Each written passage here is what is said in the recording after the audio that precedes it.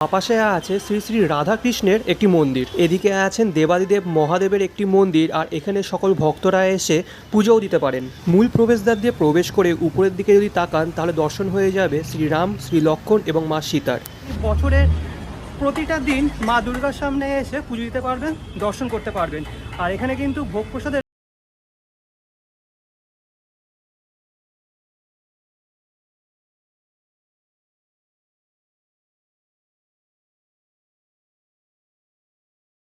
20 থেকে 25 দিন মতো বাকি আছে। পুজো আসবে এটাই একটা বড় আনন্দের বিষয়, কিন্তু পুজো যখন চলে আসে আর কখন চলে যায় সেটা বোঝাই যায় না। কিন্তু কেমন হয় যদি খাস কলকাতায় মা দুর্গার এমন একটা মন্দিরের সন্ধান দিই, যে মন্দিরে আপনি প্রতিদিন মা দুর্গার সামনে এসে মা দুর্গাকে দর্শন করতে পারবেন এবং পুজোও দিতে পারবেন।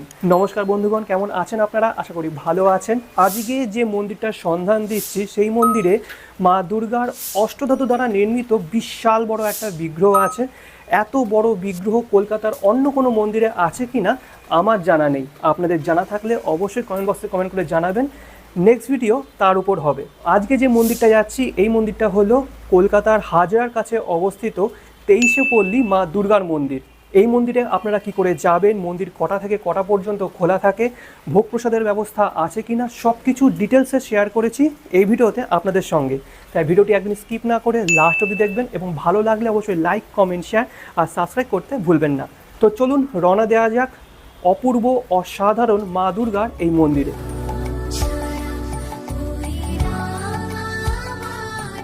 আচ্ছা, এটা হলো Hazra crossing. Nearest metro station হলো যতীন দাস পার্ক। আগের দিন দেখিয়েছিলাম যতীন দাস পার্ক মেট্রো স্টেশনের গেট নাম্বার 4 দিয়ে বেরিয়ে হাজরা ক্রসিং থেকে রাইট সাইডে যেতে, আর এটা ছিল হাজরা রোড। আর আজকে যেতে হবে হাজরা ক্রসিং থেকে বাঁ দিকে যেতে, ঠিক আছে? ওটা হলো ডক্টর রাধাকৃষ্ণন রোড। আচ্ছা, তো আমি এই সাইড দিয়ে আসলাম। এই সাইডে হলো হাজরা ক্রসিং আর এটা হলো ডক্টর রাধাকৃষ্ণন রোড। এদিক দিয়ে এসে সামনে পড়বে একটা চৌমাথা। আমাদের ধরতে হবে ডান দিকের এই রাস্তাটা। এই রাস্তা দিয়ে 3 থেকে 4 মিনিট হাঁটলে ডান দিকে পড়বে আজকের গন্তব্যস্থল, অর্থাৎ 23শে পল্লী দুর্গা মন্দির। আমি এই সাইড দিয়ে আসলাম। এই সাইড দিয়ে এসে দুপা আসার পর সামনেই পড়বে 23শে পল্লী।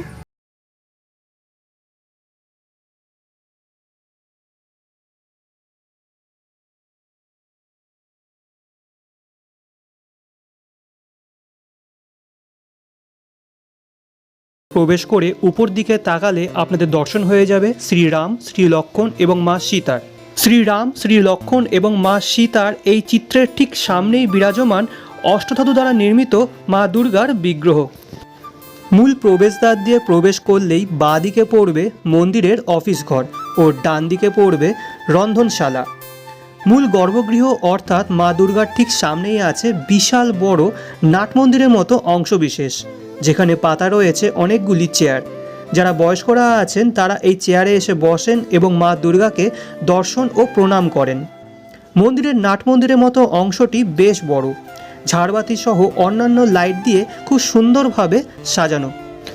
মন্দির খোলা থাকে সকাল 6টা থেকে দুপুর 12টা পর্যন্ত ও বিকেল 5টা থেকে রাত্রি 9:30 পর্যন্ত। মন্দিরে ভোগ প্রসাদের ব্যবস্থা আছে ভক্তদের জন্য।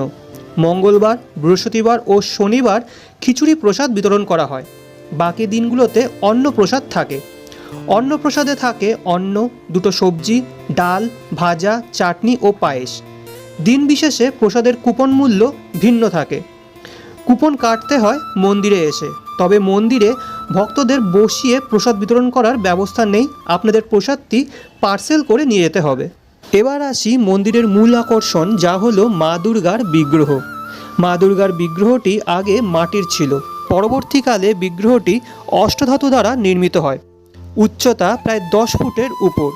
স্থানীয় এক বাসিন্দার কাছ থেকে জানতে পারলাম বিগ্রহটির ওজন প্রায় 4 থেকে 5 টন হবে।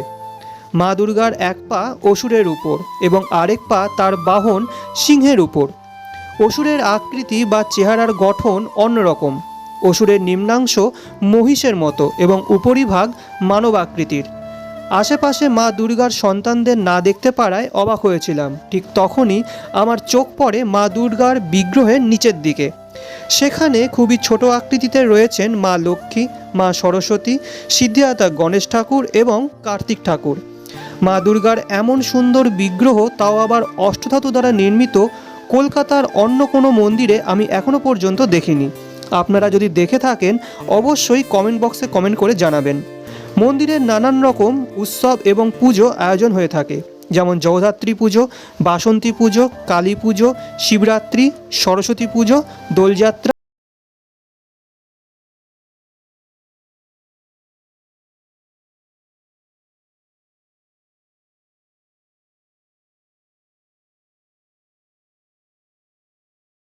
দুর্গার এই গর্ভগৃহ ছাড়াও আশেপাশে আরও দুটি মন্দির আছে।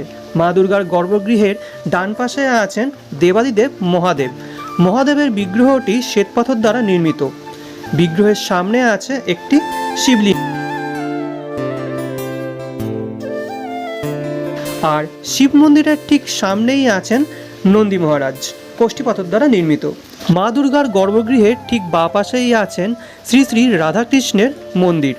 এই মন্দিরে শ্রী শ্রী রাধাকৃষ্ণ ছাড়াও আছেন প্রভু জগন্নাথ দেব, প্রভু বলভদ্র এবং দেবী সুভদ্রা। তাছাড়া আছেন গোপাল ঠাকুরের বিগ্রহ।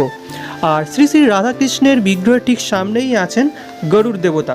এই জন্যেই এই মন্দিরে দোলযাত্রা এবং শ্রী রাধাকৃষ্ণ সম্পর্কিত বিভিন্ন উৎসব উদযাপন করা হয়ে থাকে। আর এই শ্রী শ্রী রাধাকৃষ্ণের মন্দিরের ঠিক সামনেই রয়েছে মন্দিরের রন্ধনশালা। ব্যস্ত কলকাতার শহরে ঠিক মাঝখানেই এত সুন্দর একটা মন্দির আছে সেটা জানাই ছিল না। খাস কলকাতা শহরে যত প্রাচীন বা সদ্য গড়ে ওঠা মা দুর্গার মন্দির আছে তার মধ্যে একটি প্রাচীন মা দুর্গার মন্দির হলো এটি। মন্দিরের পাশে যতই ব্যস্ত কোলাহলপূর্ণ রাস্তা থাকুক না কেন, মন্দিরে যখন প্রবেশ করবেন একটা শান্ত নিরিবিলি পরিবেশ আপনাকে গ্রাস করবে। আর সেই পরিবেশে আপনি দুর্গাপুজোর আমেজ খুঁজে পাবেন। তাই দুর্গাপুজোর আগে বা পরে যখনই দুর্গাপুজোর সেই আমেজটা ফিরে পেতে চাইবেন, অবশ্যই আপনাকে আসতে হবে 23শে পল্লী।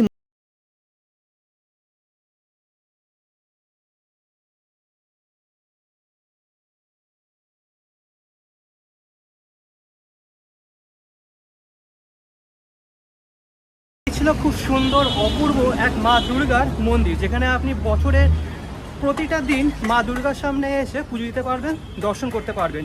আর এখানে কিন্তু ভোগ প্রসাদের ব্যবস্থা আছে। এটা কিন্তু নাম্বারটা শেয়ার করলো না, আপনাকে এখানে এসেই কুপনটা কাটতে হবে।